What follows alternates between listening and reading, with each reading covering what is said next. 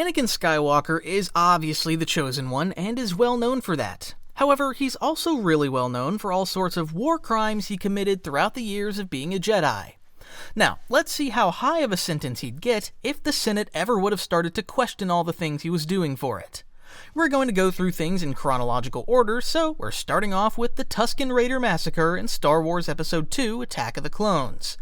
Anakin rides out to rescue his lost mother, who has been kidnapped by the nightmarish Tusken Raiders. He eventually tracks down the Tusken camp and locates his mom, who's been bound and tortured. The two of them manage to share a few parting words, but she dies in his arms. And that's when Skywalker loses it. Understandable grief? Sure. He loved his mother and wanted to save her. But it's what he did next that is his first real war crime. He wiped out the entire camp of Tusken Raiders, and not just the men, but also the women, children, and even the mastiffs. Yes, the Tusken dogs. Who kills these cute little mastiffs? Here's the thing. In international law terms, that's a crime known as mass murder of civilians and collective punishment. The Geneva Conventions don't smile upon that, and neither would The Hague. Or the Jedi Council, for that matter.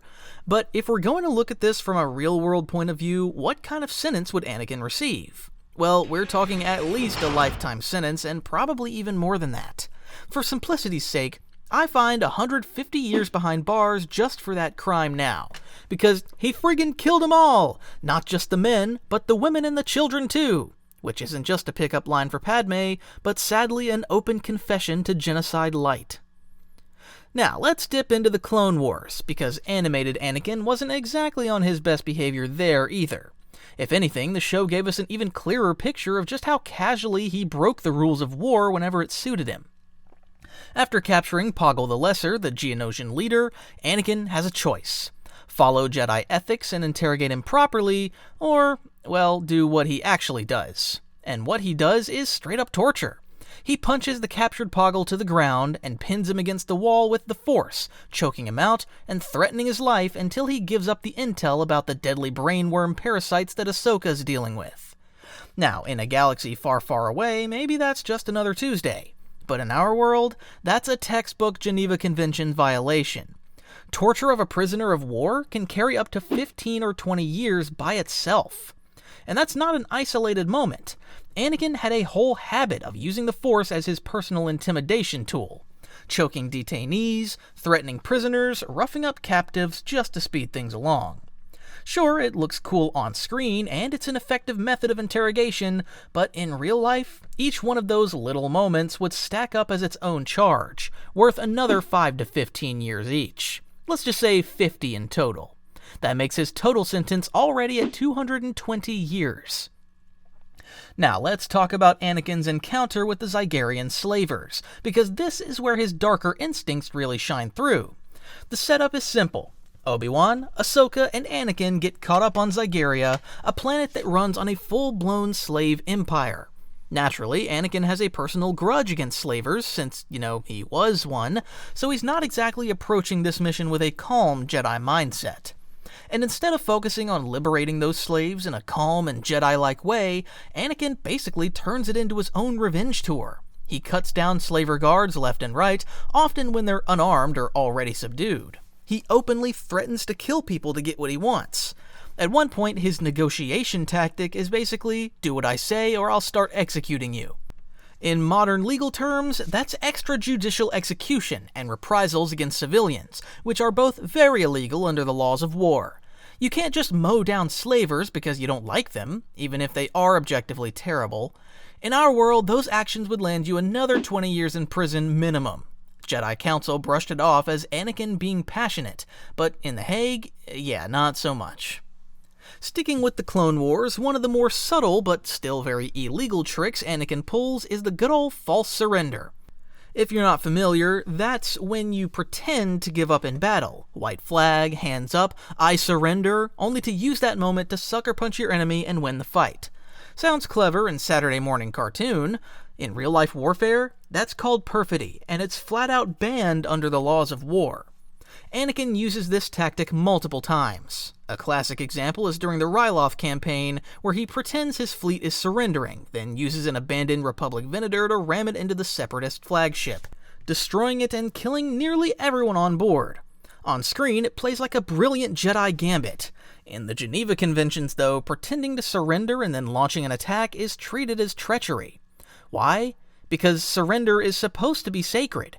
If soldiers think surrender can't be trusted, battles turn into massacres. In real courts, commanders convicted of false surrenders can face 10 to 20 years in prison, depending on the scale and casualties.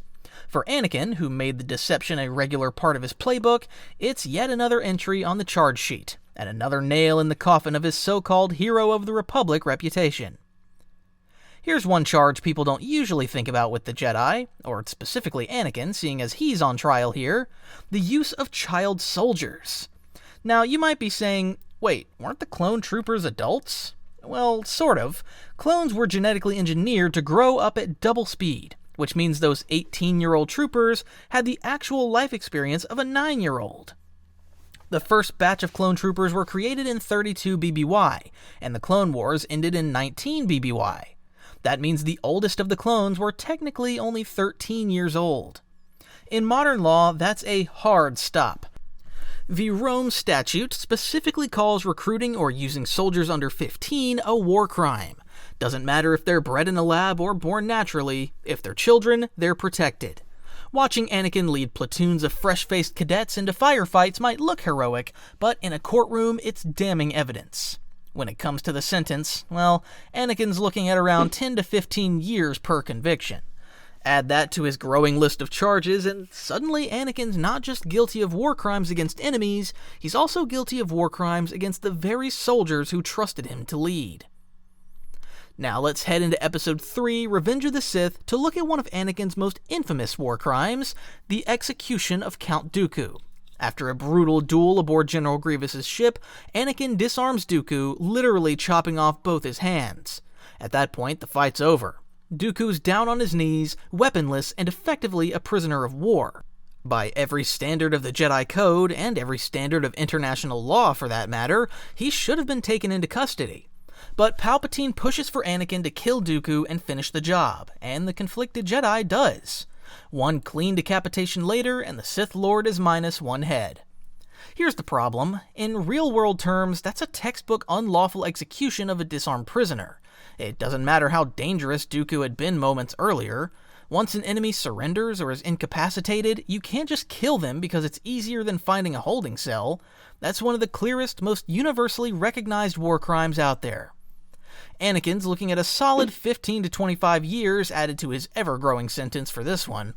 And the court wouldn't even hesitate to throw the harshest punishment at him, because this isn't one of those fog of war cases. This was a deliberate, conscious decision where Anakin chose vengeance and convenience over the law. And now we come to the big one, the Jedi Temple Massacre, also known as Anakin's darkest hour before being encased in the iconic suit we all know and love. When Palpatine gives Order 66, clones across the galaxy turn on their Jedi generals. But Anakin? He goes above and beyond. He personally leads the 501st Legion straight into the Jedi Temple and systematically wipes out everyone inside. And here, we're not talking about warriors in the heat of battle, we're talking Padawans, archivists, and yes, the younglings. Unarmed children begging for help, cut down in an instant. In Star Wars, this is played as the gut punch moment where Anakin officially becomes Darth Vader. In our world, this would go down in history as one of the most infamous acts of genocide and extermination of a religious group. Sure, they were soldiers and served the Republic, but genociding them checks every legal box for crimes against humanity. So, the sentence for that? Absolutely life imprisonment without parole. Multiple life terms, in fact. Courts don't hand out 15 or 20-year sentences for something like this. They lock you away forever. This single act alone would guarantee Anakin never sees daylight again.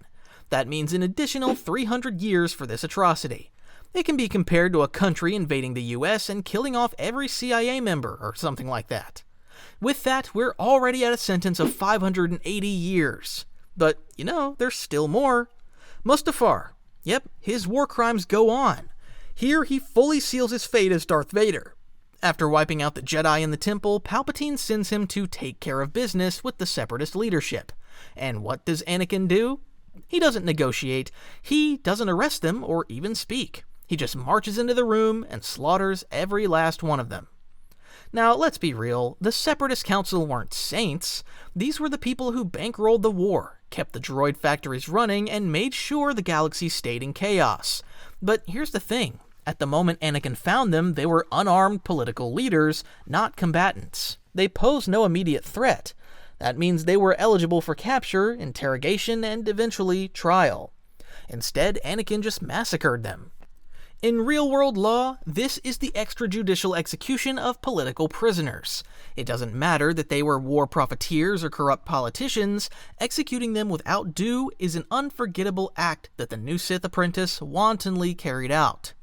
So for that, Anakin is looking at least another 40 to 50 years tacked onto the pile. And keep in mind, this wasn't rage-driven like the Tusken massacre. This was cold, calculated, and done in service of consolidating Palpatine's power. We won't be getting into Vader's crimes as well in this video, but nevertheless, when you stack all of these charges side by side, Anakin Skywalker is dabbling in so many friggin' war crimes and racking them up like achievements on a PlayStation trophy list. So if we translate all of this into real-world sentencing, Anakin's total life in jail racks up to 630 years behind bars. Yep, Anakin's Force Ghost will still be in prison, and they'll have to do their best to keep him there as well. Now let's find that old ghost and lock him up.